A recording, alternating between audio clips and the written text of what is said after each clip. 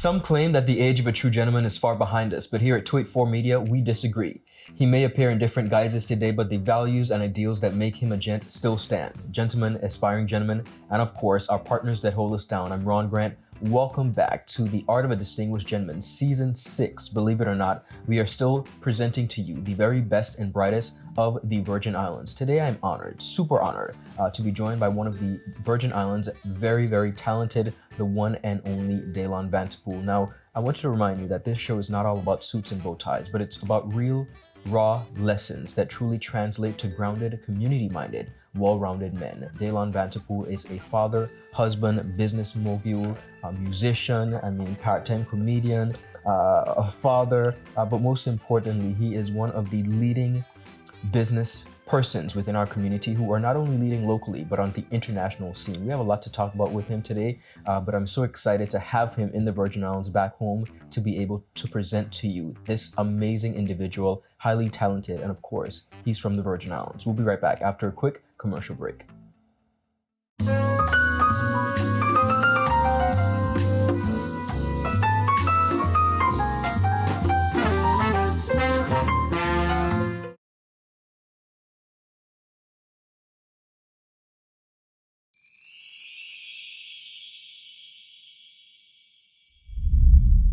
Welcome back, everyone. Season 6, as promised, I am joined by the one and only Dalan Vanterpool. Dalan, welcome home and welcome to the set of The Art of a Distinguished Gentleman. Ron, thanks for having me. Glad to be here. It's a pleasure. Now, as I mentioned in the introduction, the titles are racking up. Author, the one that stands out to me is Business Mogul that I've attached to you. Author, husband, father, musician. And because you are who you are definitely a comedian. When you look at your journey, Dalan, of finding your space in this present global market, I want to talk about the journey. And in your opinion, why it seems so effortless. I don't know if I would say it seems effortless. It might look effortless to people outside. But I think a lot of it has to do with the intention, like living on mission. You know what I mean? Like for me growing up, there's always this, I grew up around business. Yes. Right? So I grew up seeing, I didn't grow up in a household where I saw one parent always working. Like literally, people know us for Walmart supermarket or Kmart's back in the day. So the story is literally as old as I am. Gotcha. So my mom was pregnant with me and my dad quit his job while she was pregnant with me to go to sell a business, open a business selling apples and oranges. So I kind of grew up seeing one parent holding it down, working with your dad actually as a teacher at the BVI High School. And then on the other side, I had this example of this entrepreneurial spirit, doing business, struggling. And my parents had a very open way of doing things with us. So I'm 5, 6, 7, 8 years old, but I know when we had money. I know when we didn't have money. I know when we were being sued. I knew when the suppliers were chasing us for a payment. So you grew up sleeping around this stuff, literally clearing out 4 or 5 conflicts boxes and like, all right, you're gonna sleep there tonight because we can't go home right now because this is what we gotta get done. So you see those two sides of the struggle, and also growing up in a family that is very big on Virgin Islands activism. Right, so people think, for example, that started with politics, but it started way before that. Okay. As a young person, organizing marches down to the government house when they tried to change the voting age so that certain young people want to get to vote for the next election. So this is way before there was politics, like way before there was the current parties here. You grew up seeing folks like Lavity stopping by your house and having an honorable stop, stopping by your house and have these conversations. So there was always this sense of, hey, we are the agents of change, not we as a me person, but we who are here as Virgin Islanders. Absolutely. We need to take an active role in trying to make the Virgin Islands into the version of the Virgin Islands that we want to see. So I was always around that, and I think that inspired a lot of what I keep on trying to do, whether it's personally through business or helping other people. You mentioned just now the version of the Virgin Islands, but let's talk about the version of Dalan, the father, the husband, the man today that spends his time pouring into others so that they could better themselves on the business aspect. Yeah. What are you most proud of when you look at your journey and in what I would consider a very distinguished career in business? Yeah, I think the thing I'm probably most proud of is being able to make the best of every stage that I was in. Right? I mean, I didn't love every stage. That's not what I'm saying. I didn't hate every stage. But being able to take, okay, right now I'm working in this country. So at this point I've lived or worked or studied in, 5 different countries, from Turkey to South Africa, United States, whatever, Panama right now, learning different languages. But being able to say, look, whether I love this situation to the max or not, I need to figure out, what am I here to do right now? 'Cause I think that's where a lot of us get caught up in looking towards the future, which is good. You know the next move you want to make and that kind of stuff, but you miss out on all the juice that you can milk out of where you are right now. So for example, when I was working as a private banker, it wasn't just about the money. Sometimes the money wasn't that great even, but I said, wait a minute, everybody's wondering how to get rich. If I'm managing rich people's money, I can actually have a little side notebook and see exactly how rich people are getting rich. What are they investing in? Agreed. Not on some general like, oh, they buy stocks. No, like what is the ticker symbol? Correct. What is the one that's most purchased? Why did they do that?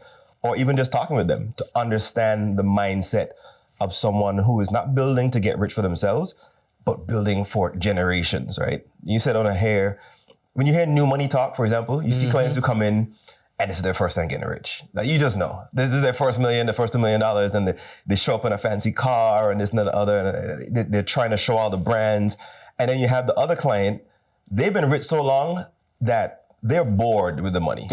Like they don't have a need to show you whatever it is. They're like, look, man, I don't know. How are we getting home? We're taking the helicopter or the whatever. Like, they're planning family trips, not for themselves and their children, but they're planning family trips as in, no. This date, me, all my children, all my grandchildren, all of their spouses, all the great-grandchildren, I'm putting all 40 of us on a plane and we're going on a safari to Africa or somewhere. You know what I mean? That's the level of planning or we're having. I have one friend who their family has a board of directors. Okay.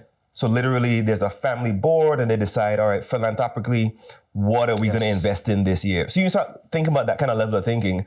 It immediately presses you to see that this is more than just about cars and houses and like, how are we going to affect change right now? How do we finagle ourselves so that we can get 2 board seats on this company so that in 10 years we can have an influence? You know what I mean? That's the level of thinking that people are at. And you start seeing that kind of stuff. So I'm very proud of being able to take the lessons that I needed to take from each stage of the journey. I'm happy that you mentioned the level of thinking. And I'm going to say this, and it might rub some people the wrong way. You look across the Virgin Islands, and let's take, for example, our banks. You pass by any of the banks, and they love to have music and food and tents with balloons for you to get a car, right? But they never do it for purchasing land or property. They never do it for educational purposes. When you think of being intentional, and you think of really zoning in on the secret sauce that allows you to move from one place to the next, what would you say to young Virgin Islanders in business who seem very okay with surface level achievements? Yeah. I think part of it is understanding you got to play. I talk about this in my book, having a high definition goal, but you need to have a high definition goal that is outside yourself. If I say I want to get rich for me because I want a house and a car, that's cool motivation. But when you think about, for example, in my life, I'm thinking about, I already sat down and in Excel calculated how much money I need to pay for school fees for my daughters from now to the end of high school. Okay. I mean, they're in kindergarten right now. But I'm already 12 years down the road and I'm saying, okay, I need XYZ $100,000. And that's a different kind of motivation when you're trying to save somebody else's life or you're trying to save somebody else's, a different country. Like, I need to do this so that young people in the Virgin Islands have an example of someone that is massively successful, that's Black, that's from the Virgin Islands. And it wasn't just sports and entertainment. I have nothing against sports and entertainment. Of course. But I think we need to broaden the list of possible things that people think they can be successful for. So I think that's definitely a big part of it. The other thing I would say is we got to start learning money like a language, right? We think it's a topic this thing, it's just like learning Spanish or English. When you start understanding how money moves and what money is for and what everybody's doing, yes, people say it sounds materialistic, but it's a language that all of us have to speak. Right? Whether you think you're running a nonprofit, you think you're running a church, it's all going to come back down to money. So you talk about banks, you got to say to yourself, okay, what's their money play? That's always on the back of my mind. What's their money play? What's the bank there to do? The bank is there to make money on interest and miscellaneous fees, right? This is what banks do. Mm-hmm. They collect a bunch of retail banks. They collect a bunch of deposits from regular people, and they go out and lend it out to somebody else so that they can make interest. That's one side of it. The other part is miscellaneous fees. Oh, your account is overdrawn, or you paid late, or your account dropped below $500, so we're going to charge you $30. I just had that happen recently. You have one of your accounts dropped below $500, so we're going to charge you this $30. And you say, oh, okay, no big deal. But when you think about how banks run, $30, $5 multiplied by XYZ number of thousand people, and this is cash coming in, just free money. Mm-hmm. So you got to be thinking of what is it they're trying to do all the time. Now, they're trying to minimize risk, and they're trying to collect interest. You, on the other hand, have to realize what you're trying to do. You're trying to minimize paying interest and minimize paying random fees, right? So when you're having these conversations, if you don't understand what the other side's game is, you can get played very easily. Gotcha. Right? You walk into a bank for a loan, you already know they're going to hit you with whatever interest rate. But before you walk in, you should have already checked all the different interest rates. For example, I got into it with a local bank here a couple of years back. At the time, the US Fed, we use the US dollar here, and the US Fed had dropped the lending rate down to it's like 0%. And they called me up, they're like, well, we're raising your interest rate on the loan. I'm like, well, if this is US currency and my loan is in US currency and the rate is down to 0 and we're going the opposite direction, how are you raising the rate? I don't understand. Mm-hmm. Like why are we going different directions? And they give me a whole long story. At one point, I'd be like, I'm a banker, right? Like, why? I don't. So when they realize that you're a little more switched on, yes, you start getting treated a little bit differently. Not a lot, but yeah. Not a lot, but you can start having the conversation and be a little bit more aware of what's going on. And that is exactly what it is: awareness. Yeah. Now you are an author. Tell us about the book. The book came out, so the book is called No Boss, Only Clients, How to Build an Extraordinary Career and a Life of Freedom. You can get it on Amazon. Just search my name, Dalan Vanterpool, or search No Boss, Only Clients. You can get it there. And we got some copies available locally at Walmart, and we're trying to get it in a couple other places. So the book came out of the podcast, which you remember from before. So we're running a podcast. We got, if you search on Spotify or Apple or whatever, Careers and Cash Flow.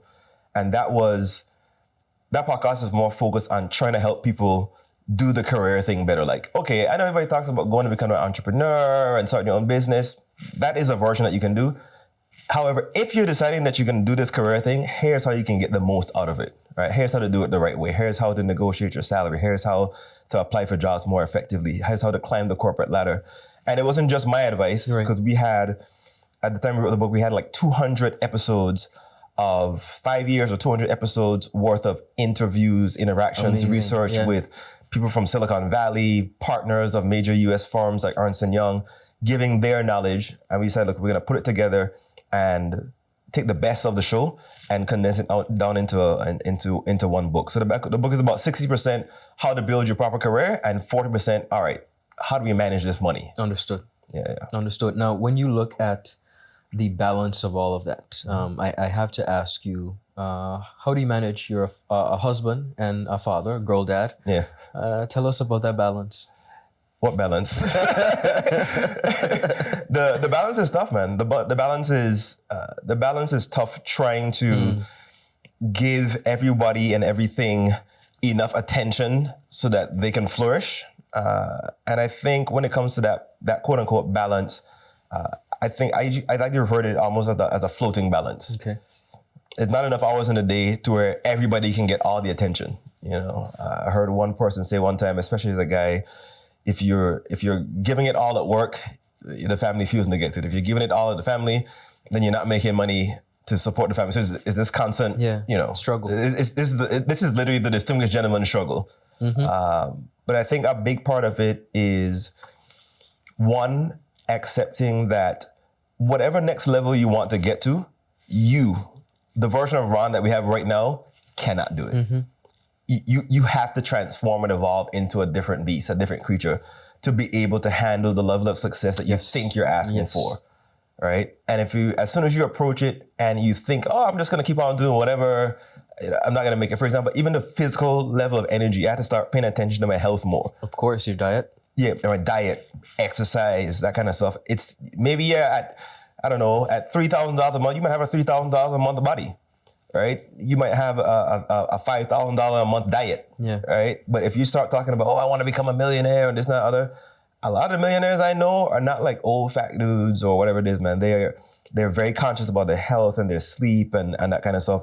And that even comes down to things like managing your time and not procrastinating, right? So when you say like, okay, I need to make serious $1 million decisions tomorrow morning, I need to be having enough sleep. So I can't spend the time just scrolling aimlessly on social media right now, right? I need to maximize this stuff. So that balance I would say is, and I don't have this is not me claiming that I have this figured out all the way, but I think it's a constant struggle of trying to be present with whatever you're doing at the time, right? And I don't have this all figured out. For example, right now, so I had to quit my job last year as a private banker over in a supermarket in Panama. So great, now I'm the boss, you have control of your own time, this and that other. But control of your own time doesn't necessarily mean you have more time, right? Because you have to deal with more things. But invested money in the technology and the systems to where, I can be here now and I can monitor systems remotely. I can be at the park with the kids and doing something with the girls or whatever it is. And if I need to pull aside quickly and adjust something in the store and manage something remotely, deal with the invoice, see what's happening, you can do that. So you try to balance those things. And then there's the balance of father and husband, which, as you know, it's just that's a whole other dance. With me, I have 2 girls, so it's very demanding, daddy, whatever, and you're still trying to be husband and be romantic. Yes. So there's always this little, as I call it, a floating balance. It's never a time where everybody and everything can get your attention all the time. But I think it's more about managing the quality of attention that you're giving to that thing or that person or this role when you're doing it. Well said. Right? What do you enjoy most about fatherhood? What I enjoy most about fatherhood, I think some of it is just comical, man. Okay. I grew up in a house full of boys. Okay. Right. So I didn't, I have, one brother I grew up. So I don't have any kind of point of reference for like, okay, here's the daughter. Yeah, this is how do I play with this thing? I don't know. You throw a ball. I don't know. I don't know what you do. But it's just a learning experience of, for example, one time my wife was traveling. Girls wake up in the morning and the nanny's there trying to help us get ready for school and everything. And everybody's crying. And they insist that nobody's combing my hair today except daddy. Daddy can't comb my hair. But to end the crisis, I'm like, YouTube on one side on the phone, trying to figure out like that, pull this thing back, put a bubble here. And as far as I'm concerned, it was a disaster. But the girls felt so good leaving like, daddy comb my hair. Managing and negotiation. Yeah. So just a learning experience, man. Just a learning experience of knowing that I have the opportunity and the responsibility of shaping for 2 women what their version of what a man should be. And that's a heavy responsibility. I love it. I enjoy it. It's a heavy responsibility. But I'm their first point of reference. I'm going to be trying to be the thing that they compare whoever else comes by afterwards. Like, no, my daddy never, that's not how he dressed. That's not how he never talked to me that way. So that's an immense responsibility, but loving it so far. Beautiful. Most days. I agree. I agree. Some nights. At 2 o'clock in the morning, I don't love it. Ladies and gentlemen, you are in the heart of season 6, of course, kicking this season off with the one and only Dalan Vanterpool. We're going to take a quick commercial break and we'll be right back after a word from our sponsors. Brilliant Hands and Minds tutoring services, one-on-one tutorials in math and English, intense homework assistance, academic enrichment, school projects, effective communication and public speaking development, sign language for adults and children on Saturdays only. Registered with the Virgin Islands High School Certificate Program, Brilliant Hands and Minds can help you too, offering intense curriculum-based training to help you or your loved ones get their high school diploma. It's time to make your family's education a #1 priority. Hurry, space is limited. Brilliant Hands and Minds Learning Center. We are the trained education professionals.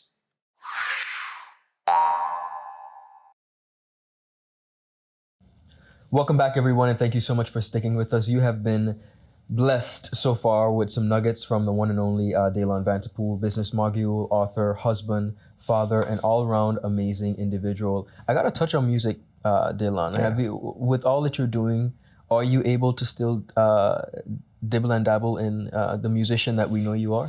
I don't get to do it as much. Okay. I think it was a conscious decision at some point. Even before I left BVS, I've been in Panama now based in Panama. I say base because I'm back and forth, Yes, as you know, yes. popping in here and there.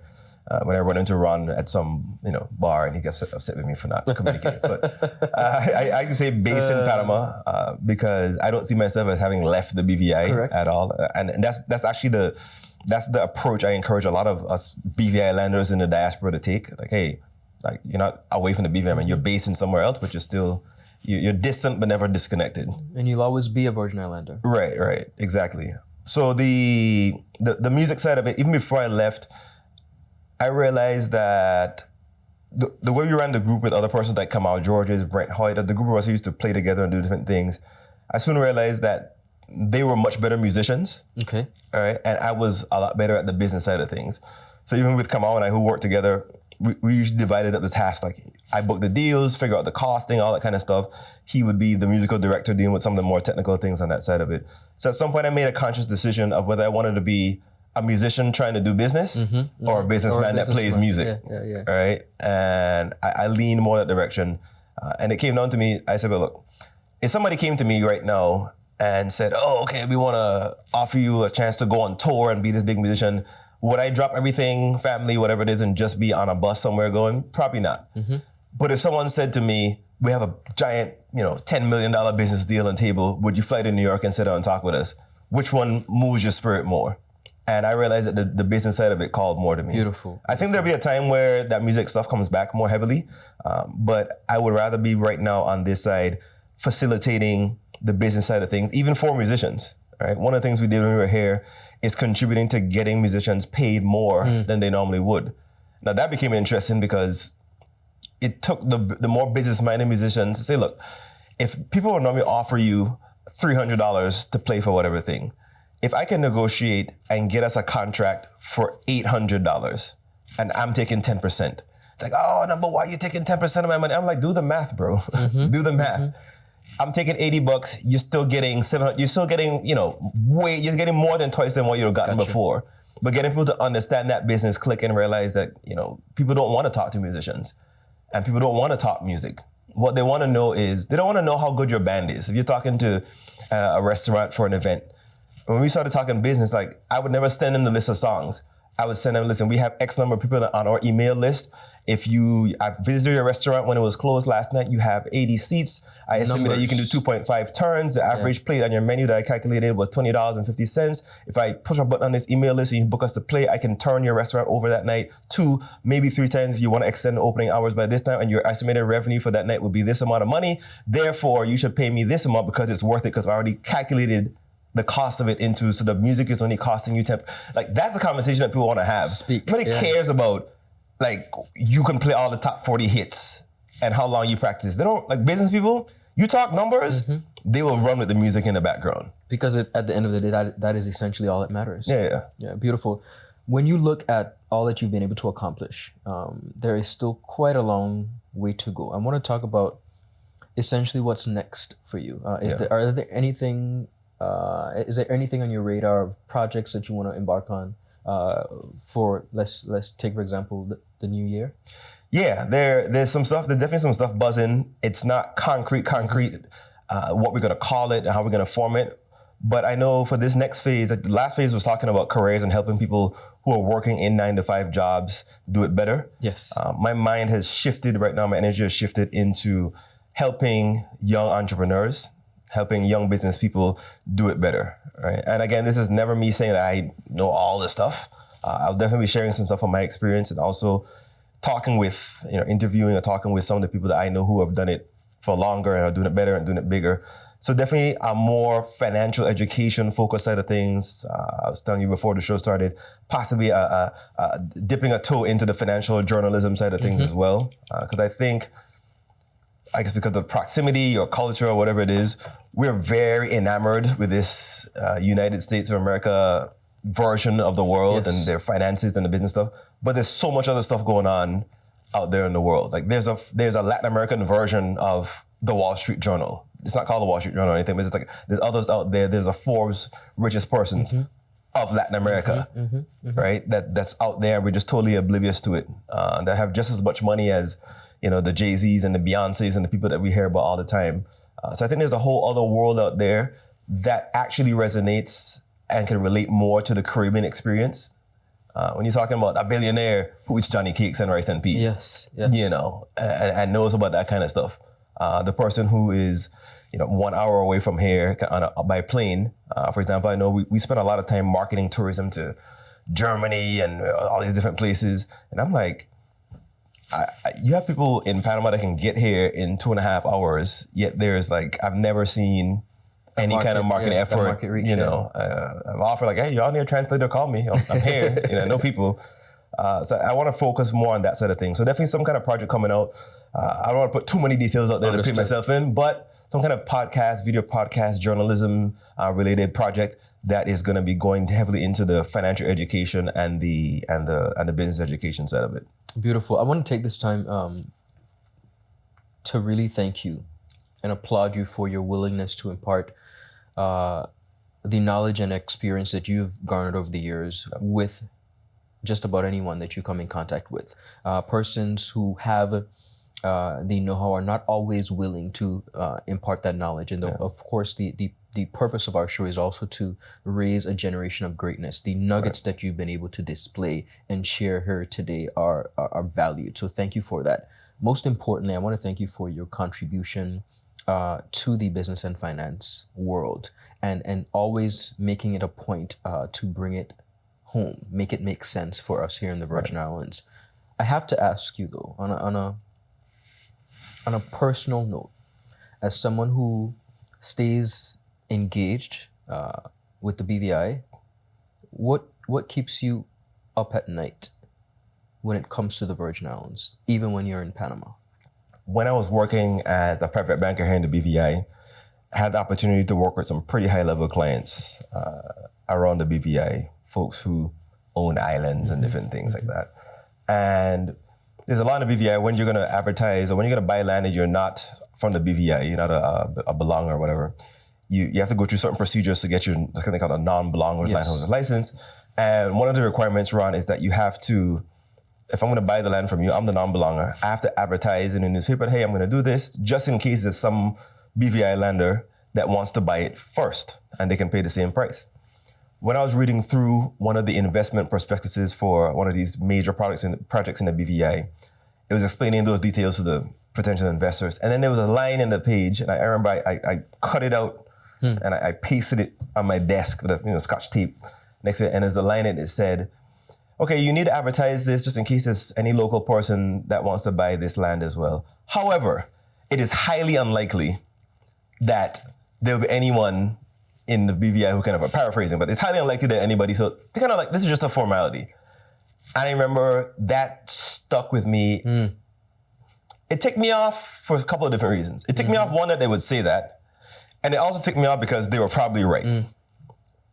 And from that day, I remembered it struck something in me like, I have got to change this. Wow.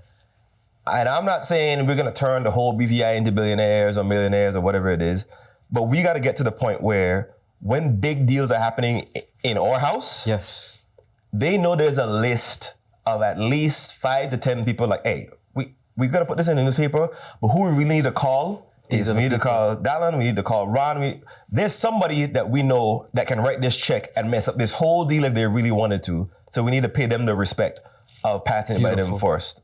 So that's the kind of stuff I want to change. I'm all about foreign direct investment, all that kind of stuff.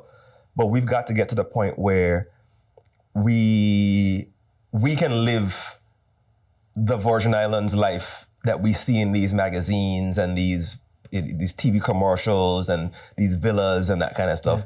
I mean, when I was playing here and I realized we did a gig one time and we charged the mega yacht $800. We thought we were doing big things. The guy gave us a $700 tip. And from that day, I was like, okay, something, I think we miscalculated. Yes. But get us to the point where we don't see the things out there, the luxurious things. We don't see the big business moves as something for other people, but something that we are actively participating in as well. When we see a jet parked up at Beef Island, I want to be like, I don't know. It could be Branson. It could be Ron. I don't know. Yeah. You know, we need to have that little doubt in there that it could be somebody that I went to school with, or it could be somebody from, you know, whatever large company. We got to kind of even the playing field and balance stop that making out. the assumption that is not a Virgin Islander.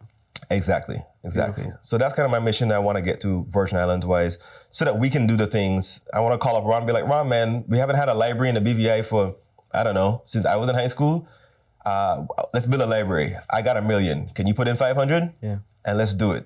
You know, that kind of stuff we want to be able to get to do, rather than having to wait around for governments to do certain things. So if we gotta wait, you already see how it goes, man. It's not gonna happen. It's not gonna happen on time. So the financial empowerment for us as Virgin Islanders to participate and have a serious ownership stake in creating the version of the Virgin Islands that we really want to see. Beautiful. Dalan, thank you so much, my brother.